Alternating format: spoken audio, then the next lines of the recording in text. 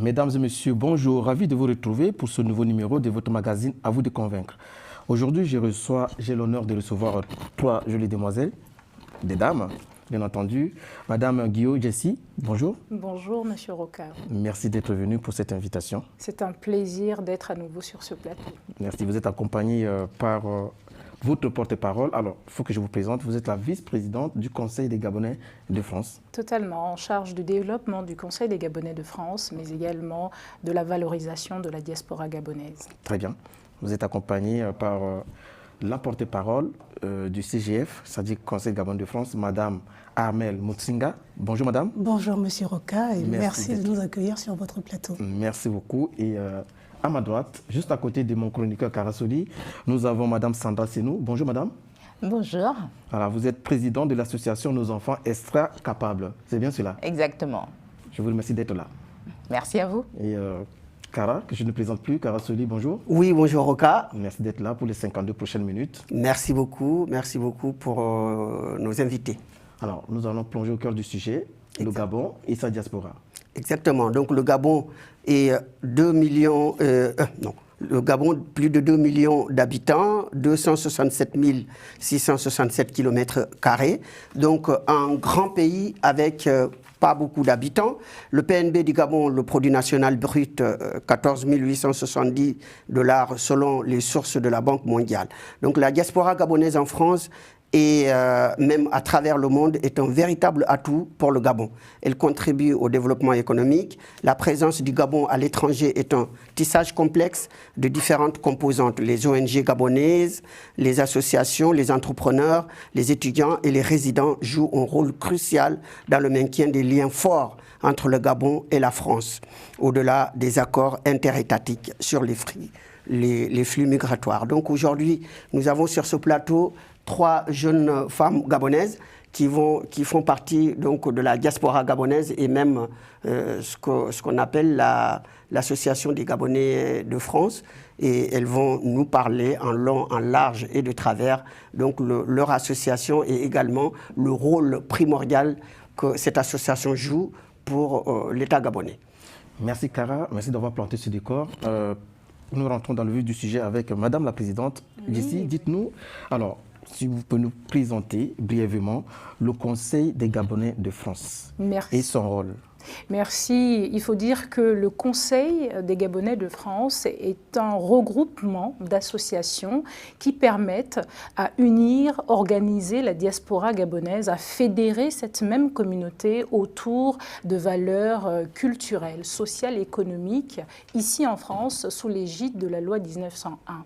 Donc elle existe depuis 2013 et il faut dire qu'elle émane à l'issue d'un communiqué de Conseil de ministres au Gabon en 2001, en septembre 2001. Il a été question pour le ministre et le gouvernement de l'époque d'instituer au sein des affaires étrangères un département des Gabonais de l'étranger.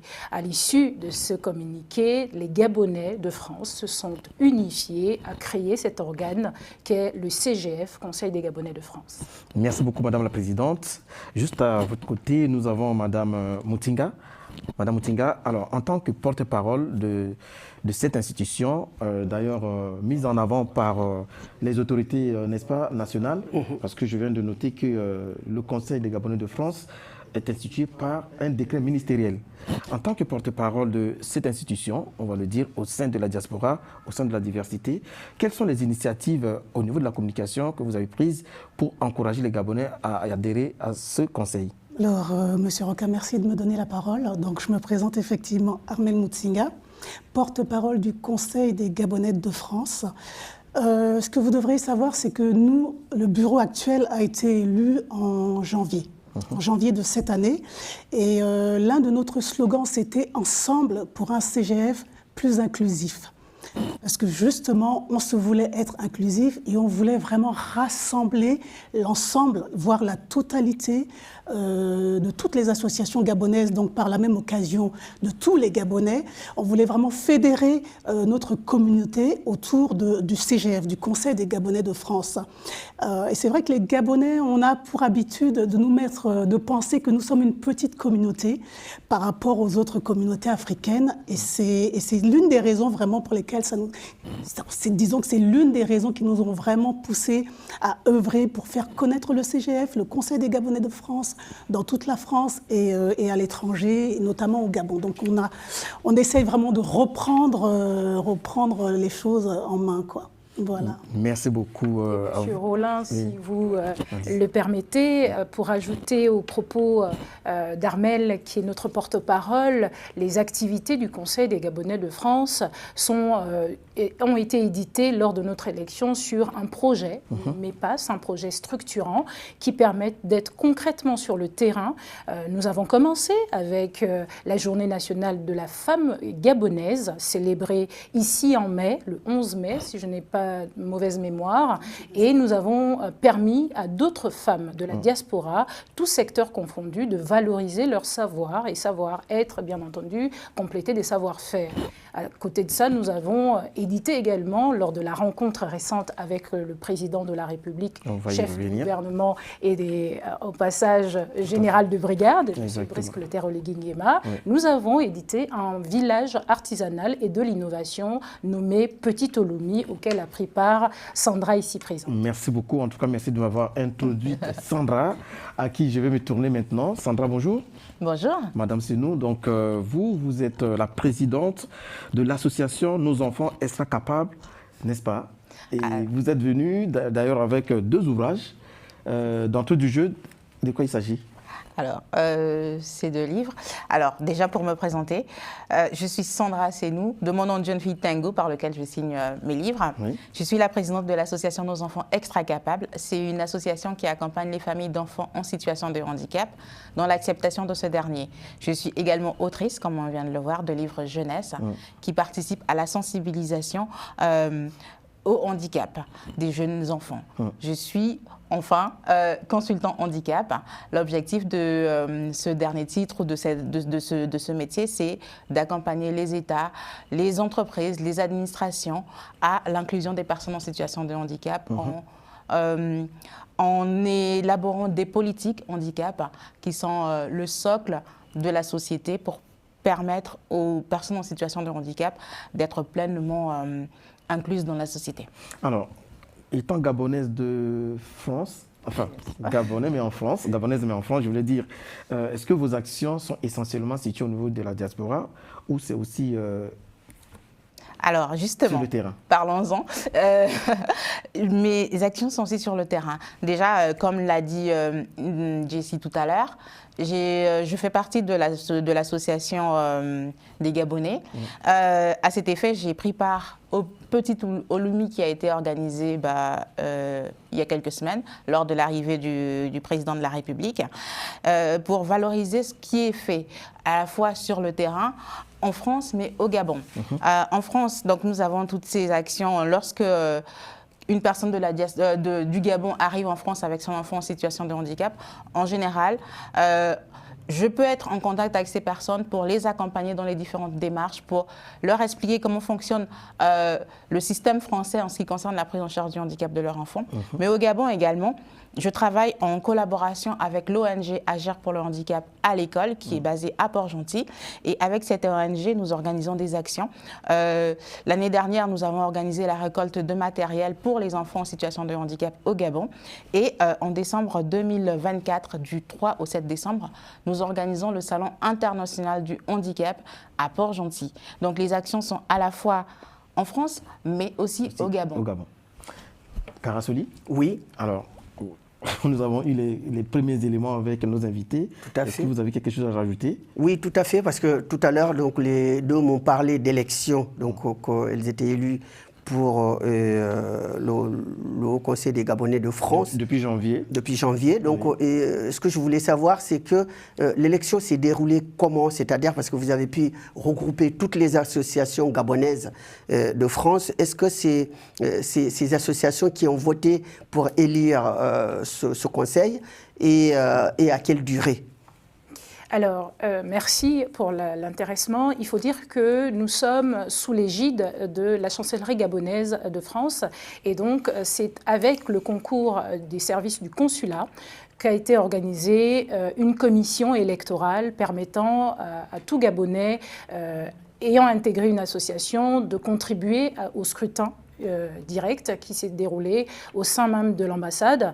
Et donc, des associations ont eu l'opportunité de s'inscrire et d'apprécier les 2 listes électorales qui étaient inscrites. Et ensuite, ils ont fait leur choix sur un scrutin dont nous sommes ressortis avec plus de 60% de votes favorables au bureau que nous étions. Comme l'a dit Armel, nous étions la représentation d'un CGF plus inclusif.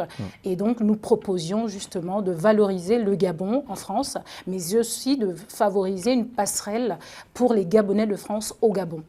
Alors, Madame la Présidente, en dehors de la journée internationale ou de la journée nationale des femmes gabonaises en France que vous avez organisée, quelles ont été les principales activités que vous avez pu initier depuis le mois de janvier? Alors, nous avons innové. Je pense très sincèrement qu'il faut mettre un accent particulier là-dessus parce que jamais, au grand jamais, un conseil, parce qu'il en existe dans d'autres diasporas des conseils, jamais, au grand jamais, un conseil n'a pu mettre sur pied un numéro vert gratuit permettant à la diaspora d'être écoutée, accompagnée pédagogiquement ou juridiquement. Aujourd'hui, le Conseil gabonais de France a un numéro vert gratuit, disponible en semaine et à des heures qui défraient les chroniques sur les numéros de ce type.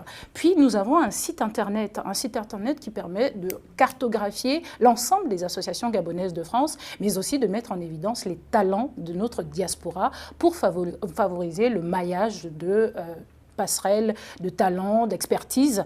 Nous avons des projets qui sont à réaliser, comme le Club des entrepreneurs ou encore les journées académiques ou encore on va dire le déploiement du CGF au sein même des régions où se trouvent les associations gabonaises de France. Merci beaucoup. En tout cas, Madame Mutinga, alors, comment le CGF travaille-t-il avec les Gabonais de France et les Gabonais du continent? Alors, avec les Gabonais de France, nous travaillons, en fait, nous allons vers eux. Nous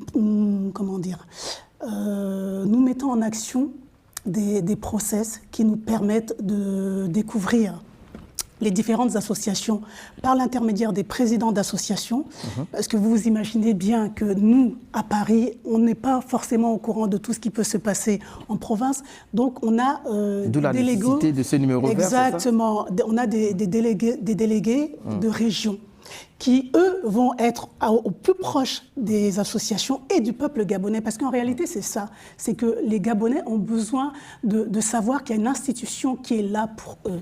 Et nous, le CGF, le Conseil des Gabonais de France, nous sommes là pour eux. Ce numéro vert, par exemple, c'est comment dire, ça a une force sociale, ça a une force... Ça renforce les liens. Ça renforce les liens communautaires.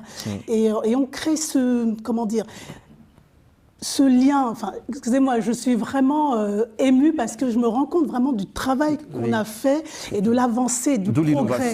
D'où la notion de l'innovation que la vice-présidente a énoncée tout à l'heure. Avoir un numéro vert où moi, en tant qu'étudiante gabonaise, je me retrouve au fin fond de ma province, je suis dans une situation délicate, je n'ai personne vers qui me retourner et je sais que j'ai un numéro vert, je peux appeler derrière ce numéro de téléphone, je vais avoir des Gabonais qui vont se soucier de ma présence, de ma vie, de ma personne. Que demander de mieux, surtout quand on est en terre étrangère. Exactement. Et vous vous sentez entouré, vous vous sentez... on est vraiment fiers de cette mise en place du numéro vert, vraiment. Et c'est très simple pour permettre au CGF de vous accompagner si vous êtes une association. Nous avons en fait sur le site internet la possibilité de vous laisser adhérer au CGF avec un formulaire d'enregistrement et vous avez la possibilité aussi d'avoir les statuts du CGF. Donc, à partir du moment où vous constituez nos sociétaires, les associations, nous avons donc à vous soumettre les avantages d'appartenir à cette communauté CGF, parce que quotidiennement, nous avons des réunions avec les associations pour saisir un petit peu leurs besoins. Nous portons également leurs paroles auprès des autorités afin qu'ils puissent apporter des réelles solutions. Et nous sommes là au quotidien pour valoriser les associations actives qui apportent un bienfait aux communautés, qu'elles soient gabonaises ou pas, parce qu'il est aussi question de coopération pour apprendre des sociétés qui fonctionnent et permettre à notre tissu associatif d'être assis sur des bases solides. Merci beaucoup. Alors, Madame Senou, vos deux ouvrages, on aimerait bien savoir qu'est-ce qu'il y a dedans et pourquoi vous avez l'idée d'écrire ces deux livres. Alors, qu'est-ce qui vous a motivé d'ailleurs? Déjà, je suis maman de 3 enfants. Mon fils est né Alexandre et en situation de handicap. Voilà mon pourquoi. Lorsque mon fils était petit, je lui lisais des histoires. Et je me rendais compte que dans les histoires pour enfants, il y a toujours un héros. Et les enfants ont tendance à vouloir ressembler à cet héros. On le voit avec des vêtements qui représentent des dessins animés, etc. Et je trouvais ça assez frustrant pour mon fils qu'il ne pouvait pas marcher, de ne pas avoir un héros qui lui ressemble. Je me suis dit, bon, peut-être qu'il faut remédier à cette situation. J'ai écrit un premier livre, Alexandre, Les aventures d'Alexandre, le rêve d'Alexandre. Et dans ce premier livre, il était assez simple. Je ne voulais pas parler de handicap. C'est l'histoire d'Alexandre qui a un rêve et qui fait tout pour le réaliser. Et derrière cette histoire, c'est de montrer qu'un enfant en situation de handicap est comme les autres. Il a des rêves et que peu importe qui nous sommes, si nous travaillons à faire réaliser nos rêves, ils verront le jour. Donc c'est vraiment cette histoire dans ce premier livre. Il est adapté aux enfants de 3 à 6 ans. Le deuxième livre, il est paru en décembre 2023. Donc il est tout récent. Il est bilingue. Celui-là, il est beaucoup plus éducatif. Il parle de handicap. Et il est toujours inspiré de la vie d'Alexandre. Ce sont des faits réels que je transforme pour en faire des histoires. Est-ce que, alors, je voulais juste passer la régie me demande à ce que le livre, la couverture de votre livre soit présentée au niveau de la caméra, voilà, pour que nos téléspectateurs puissent avoir une idée de ce que vous nous dites actuellement. Il s'agit de ce livre, Les aventures d'Alexandre, Alexandre au centre de loisirs. Donc c'est le livre qui est paru en décembre 2023. Et donc je disais, dans ce livre, on parle du handicap. L'objectif de ce livre est d'être un support pour les parents, pour les enseignants, afin d'aborder le sujet du handicap. On sait tous que lorsque on n'a pas une personne en situation de handicap autour de nous, on ne va pas systématiquement en parler, pas parce qu'on ne s'y intéresse pas, mais parce qu'on y pense pas. Généralement, les gens disent, oui, ça ne concerne que les autres. Exactement. Au jour même que ça nous arrive, on se dit, ah ouais, voilà. On n'est pas laissé. Voilà. C'est souvent ça. Et d'avoir ce genre de livre, qui manque d'ailleurs à la littérature jeunesse, permet aux parents, aux enseignants, d'aborder le sujet beaucoup plus facilement, beaucoup plus spontanément. Et pour l'enfant qui n'est pas en situation de handicap, lorsqu'il va se retrouver avec un enfant différent, il saura comment l'apprivoiser, il saura comment se comporter. Parce que souvent, moi, ce que j'ai remarqué justement dans l'histoire, mon fils, il devait aller au centre de loisirs. La première fois, il était dans son petit fauteuil et tous les enfants étaient autour de lui. Ils ne savaient pas « Ah, c'est quoi ça? Pourquoi tu as ça? Pourquoi ?» Ils ne savaient pas, mais c'est dans l'innocence. Hein. Oui. Ils n'avaient jamais vu un enfant en fauteuil pour certains.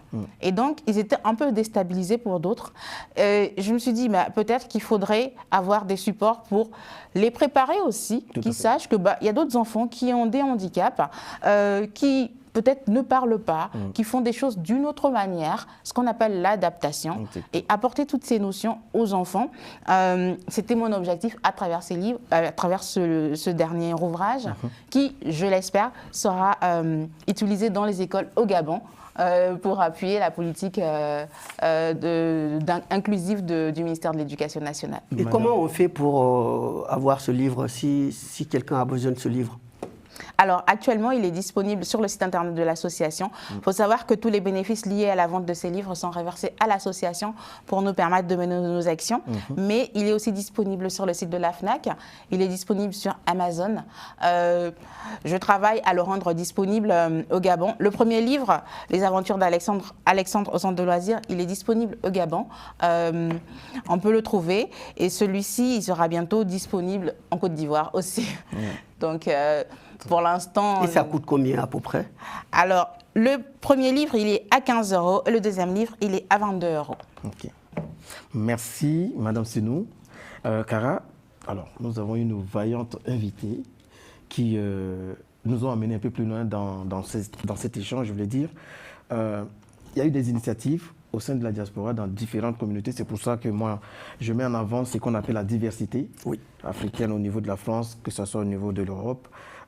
Quelle est ta lecture par rapport à tout ce que nous venons d'entendre? Oui, parce que c'est une organisation. Franchement, c'est la diaspora gabonaise donc, qui est estimée à 12 000 personnes. Hein, ce sont les estimations.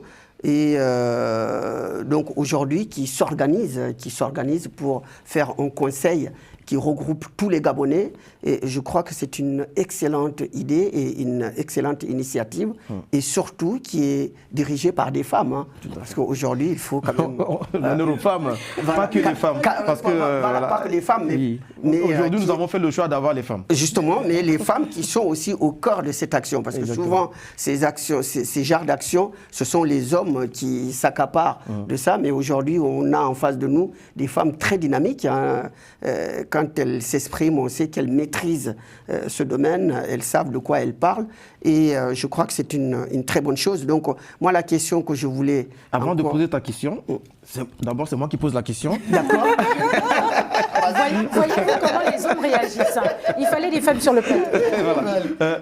C'est pas la première fois que nous recevons dans nos studios, sur ce plateau, des femmes, des vaillantes femmes d'ailleurs. Exactement. Je vais donner ici l'exemple de l'ambassadrice de la beauté gabonaise, il y a quelques semaines de cela, qui nous a témoigné du soutien qu'apportent les autorités gabonaises au niveau de la chancellerie.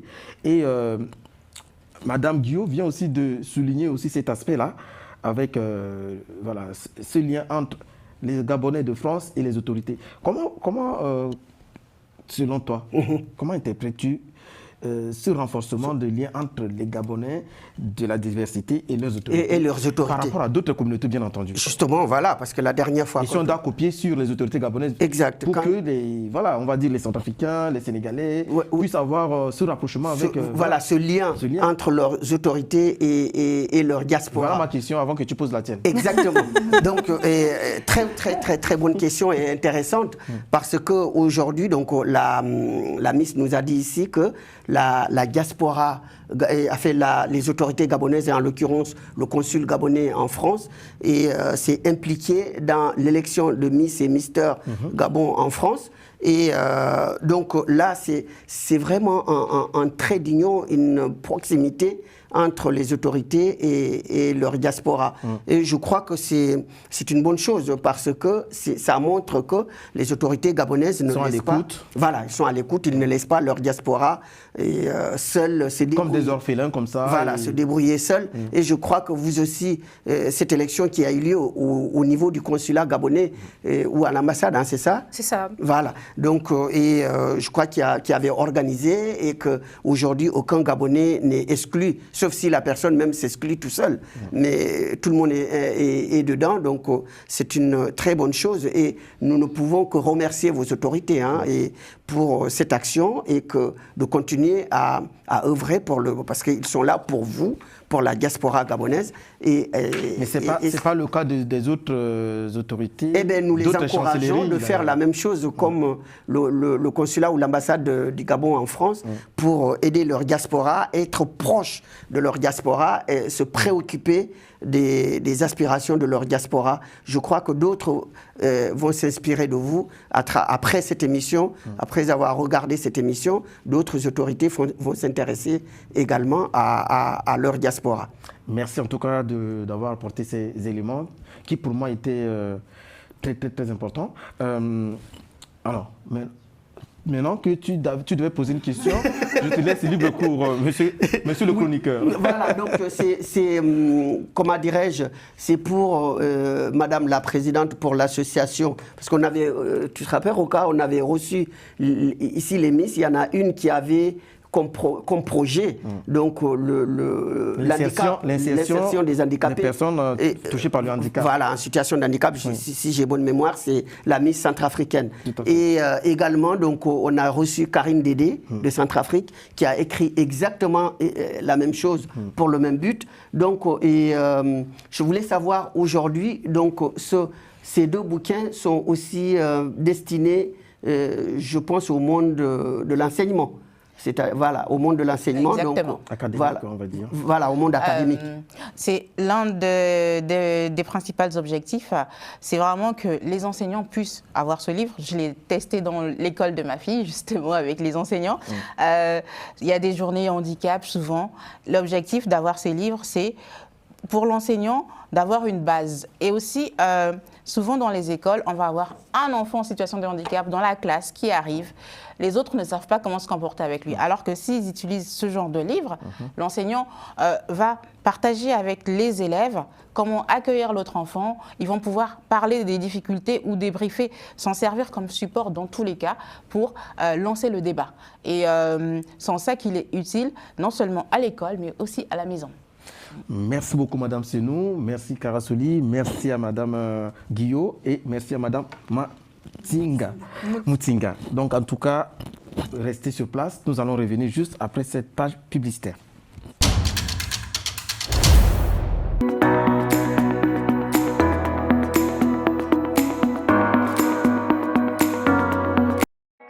Bienvenue dans l'univers de Noah Cosmetics. Nous vous proposons une gamme de produits à base d'ingrédients naturels, des produits mixtes adaptés pour la peau, les cheveux et le visage, et également pour toute la famille. Nous avons également une chaîne YouTube où nous recevons des professionnels et des passionnés du domaine du bien-être et de la bienveillance avec qui nous partageons leurs précieuses connaissances. Rejoignez-nous sur tous nos réseaux. Chers téléspectateurs, nous revoilà pour la deuxième partie de cette édition « À vous de convaincre » consacrée au Conseil gabonais de France, y compris aussi l'association Focus sur nos enfants extra capables. En tout cas, merci d'être avec nous pour les 26 prochaines minutes. Alors, Kara, nous allons faire le tour des autorités au niveau de la chancellerie, mais il y a quelque chose que j'aimerais savoir avec Madame la Présidente, la Vice-Présidente Armelle. Vous avez rencontré des défis depuis janvier, bien entendu, 2024, par rapport au Conseil.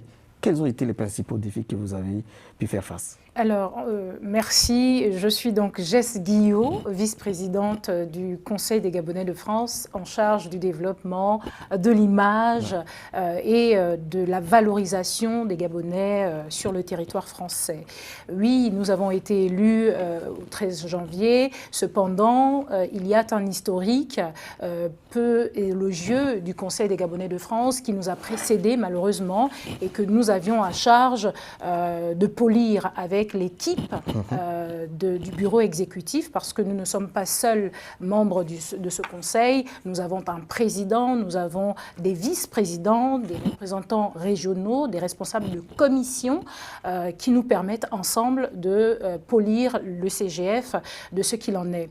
Il a été pour nous très difficile d'œuvrer sur la confiance de notre diaspora au regard des précédents exercices de ce conseil, cet organe en fait. Et donc, avec beaucoup de sérénité et d'humilité, nous sommes allés au-devant, au regard des Gabonais de France, leur faire savoir que la vision était autre, puisque très souvent assimilée à des antichambres politiques, etc., il était question de remettre du lien entre les Gabonais, les autorités et l'organisation à faire autour de notre vie quotidienne en France.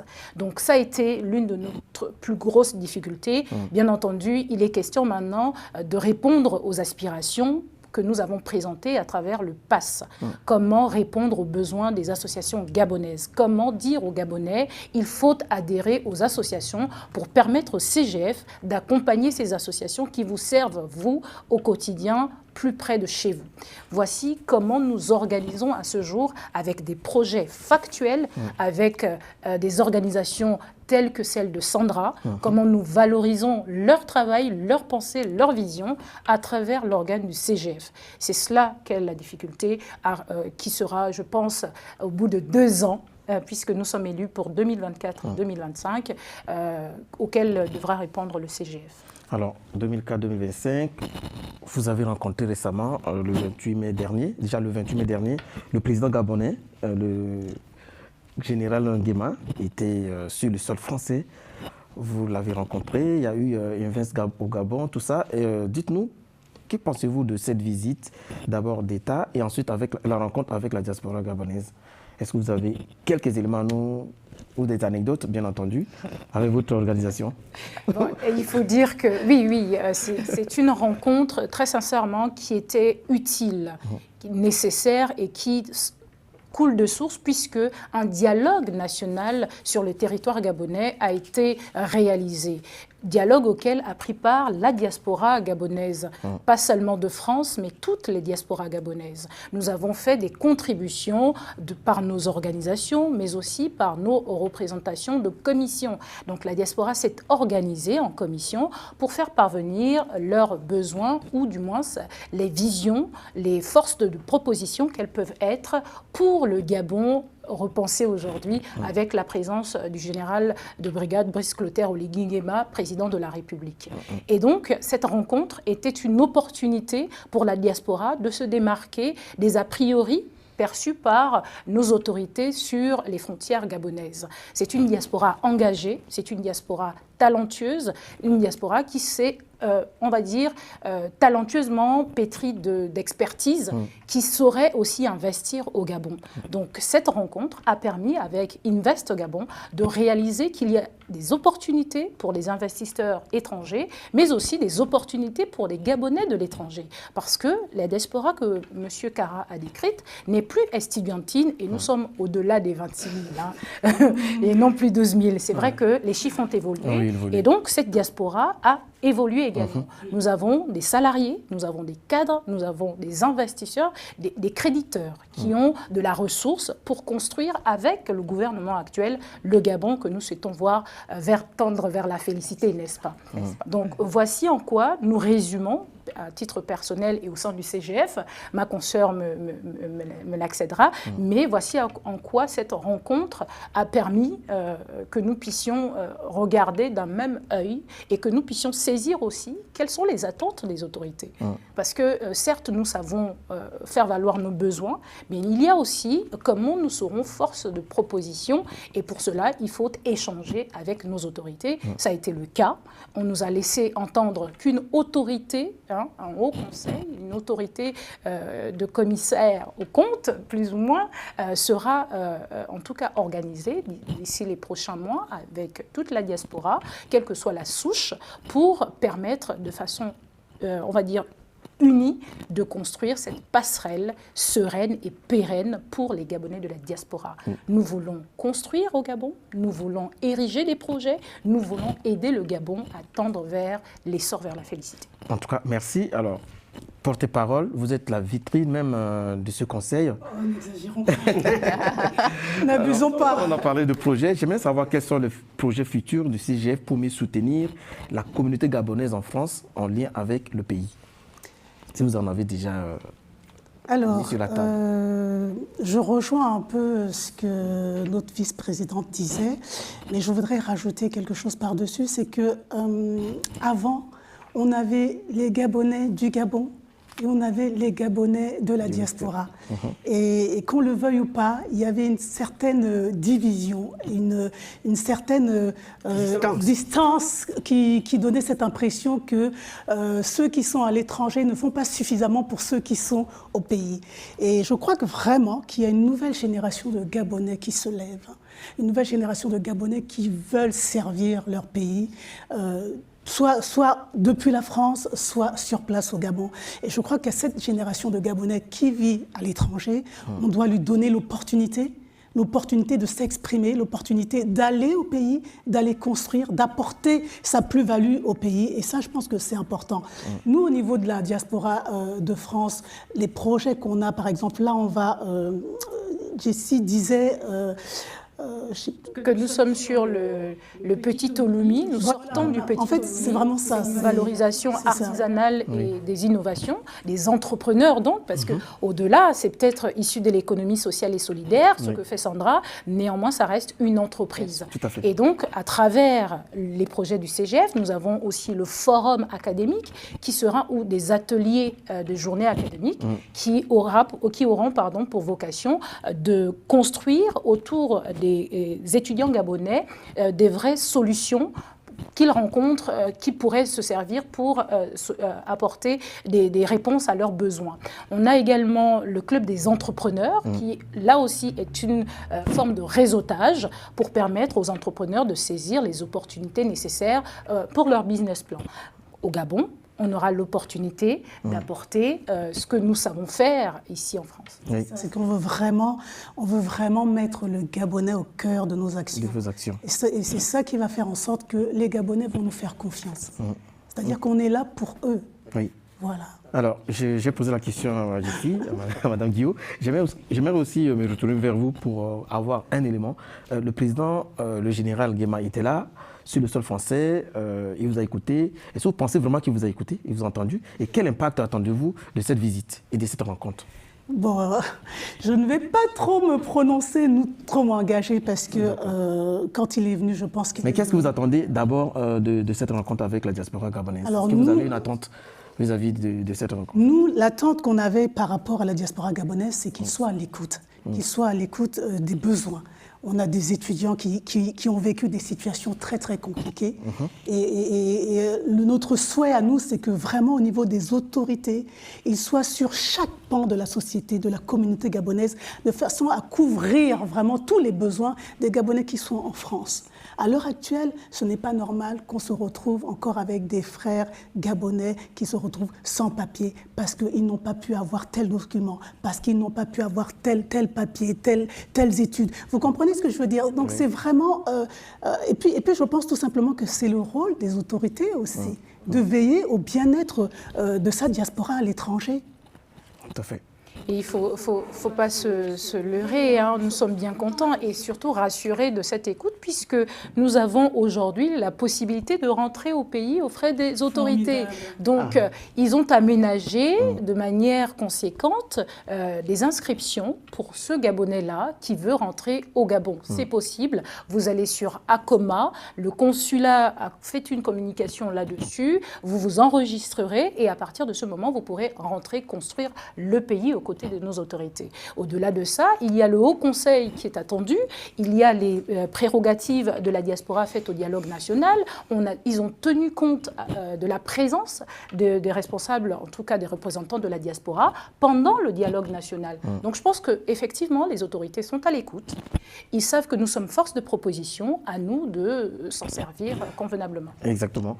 Madame Senou, alors, je vais vous poser la même question que les autres. Hein.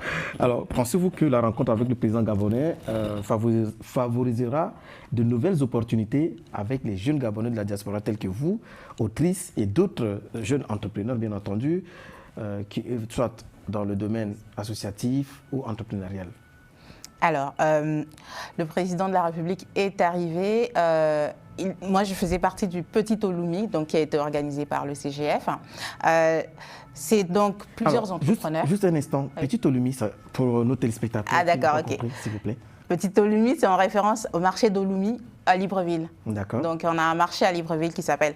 Vous me direz si ce n'est pas le cas, mais c'est une bien. zone industrielle qui fait vivre des entreprises, il y a un lycée dans la zone d'Olumi, il y a c'est un clin d'œil assez représentatif des innovations qui peuvent côtoyer les artisans, etc.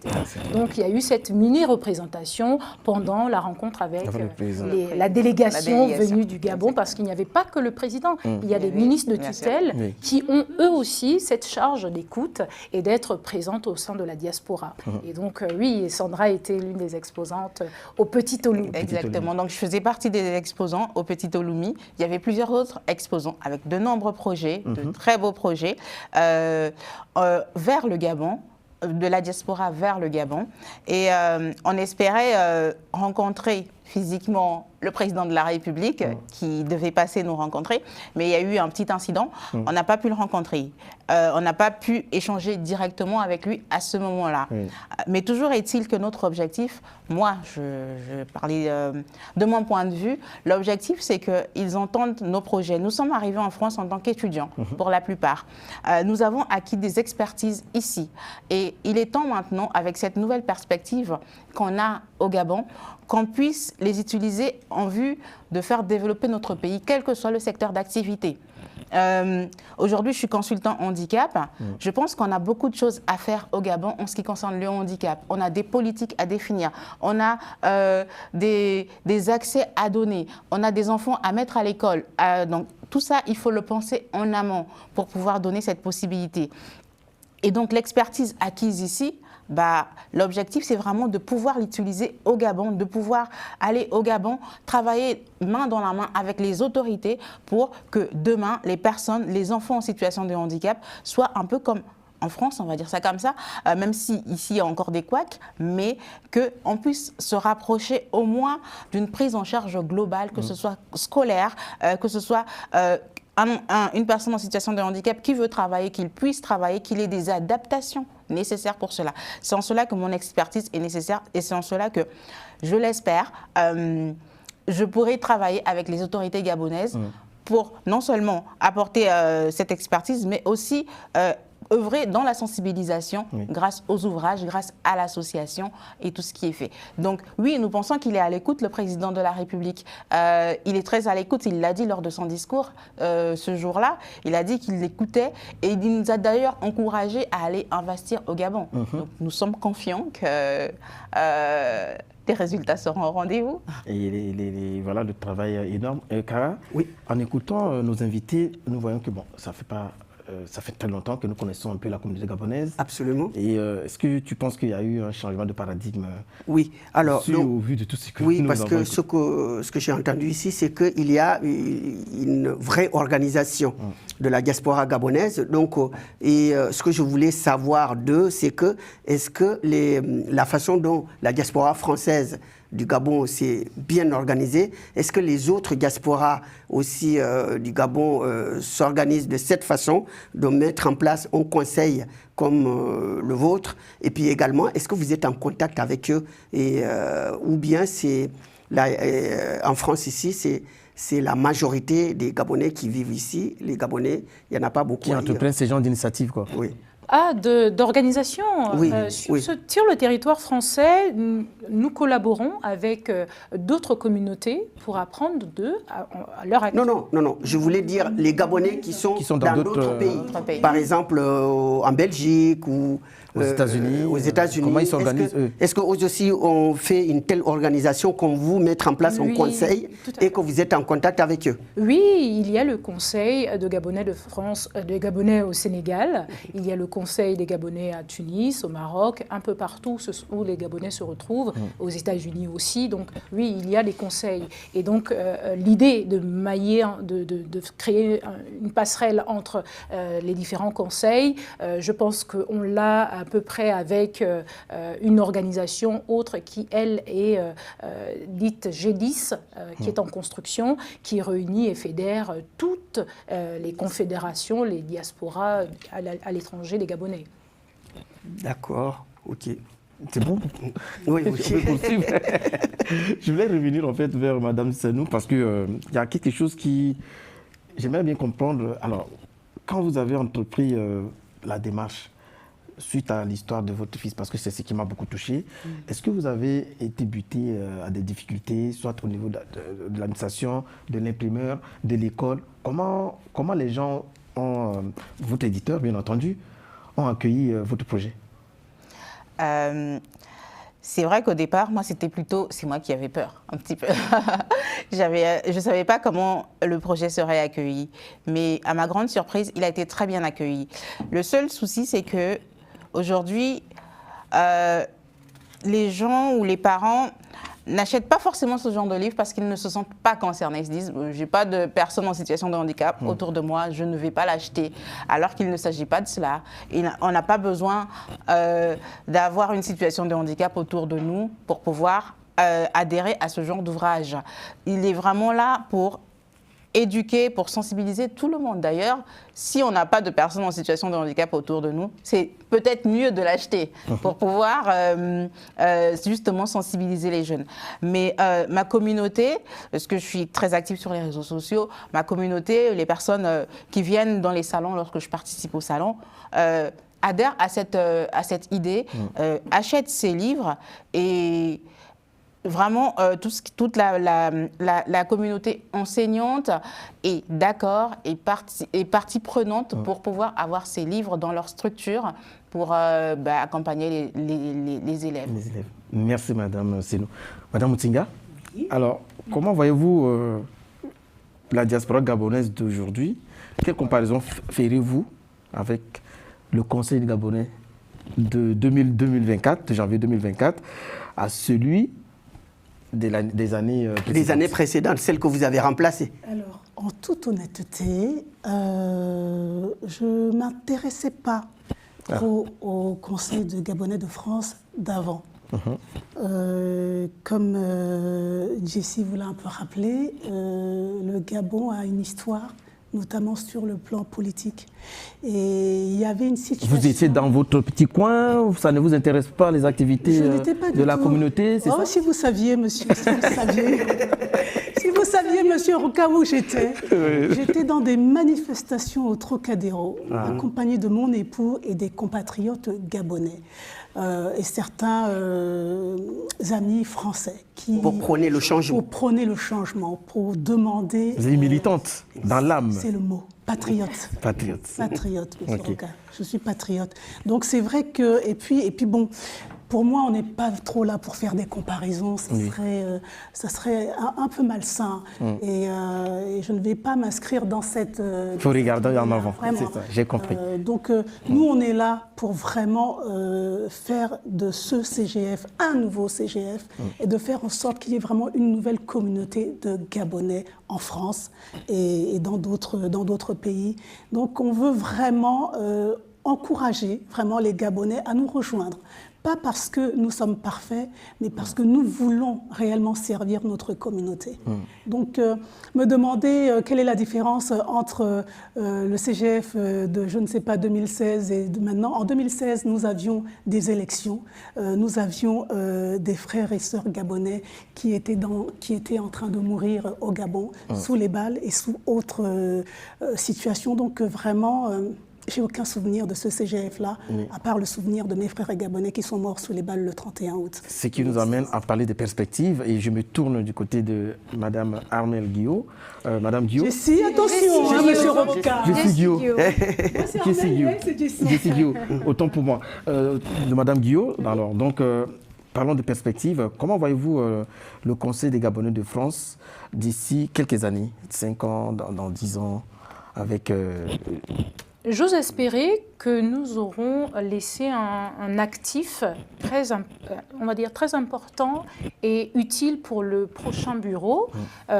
Pour l'heure, nous sommes à pied d'œuvre avec l'ensemble du bureau exécutif et du bureau, je dirais même élargi, parce que comme je vous l'ai dit, il y a des commissions et des représentants régionaux qui travaillent aussi au plus près des associations sur les 5 régions que nous avons ciblées pour cartographier l'ensemble des associations gabonaises. Donc le CGF, dans 5 ans, je vous souhaite de pérenniser cette vision inclusive qui permette à tout Gabonais de se sentir concerné par l'organisation de notre diaspora. Il est important d'être dans une association gabonaise pour bénéficier d'un tissu constructif qui apporte des solutions à vos problématiques quotidiennes. Et ça, le CGF ne pourra le faire que si vous soutenez les associations qui œuvrent avec de très faibles moyens, il faut le rappeler, même si les autorités œuvrent de telle sorte à être présentes à leur côté, mais c'est parfois insuffisant et on a besoin de toutes les forces vives.